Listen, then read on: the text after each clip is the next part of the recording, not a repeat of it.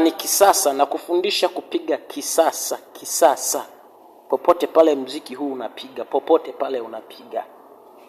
Halafu mkono wa kulia unashika B, D na G.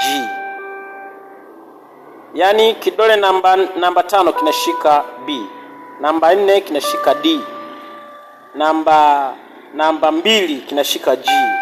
Ndo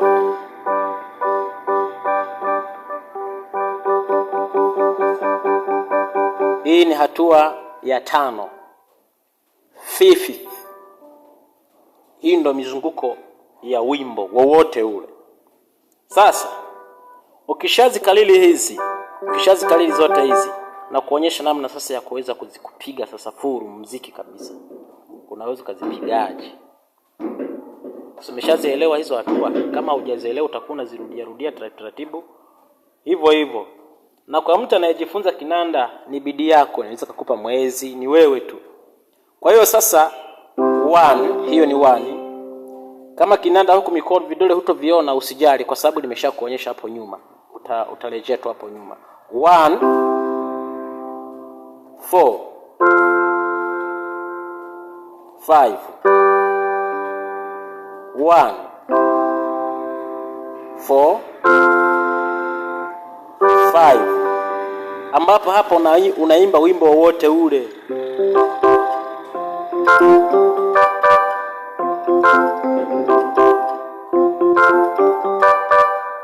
Hapa napiga hivi kwa yule mtu ambaye bado anajifunza.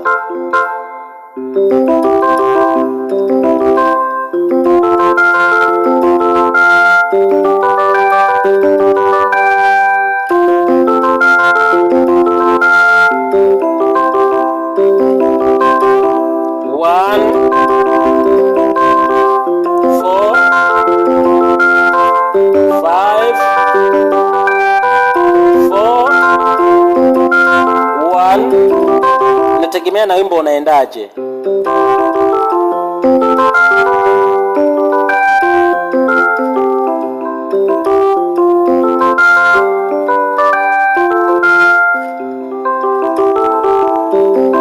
Ukishajua kwanza kushika hivi, nitakuelekeza na vitu vingine pia.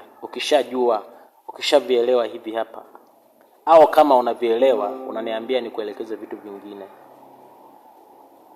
Okay. Nakutakia kila la heri kwenye kujifunza hiki ambacho nimekuelekeza kwa sasa, lakini nitaendelea kufundisha zaidi na zaidi kama muziki.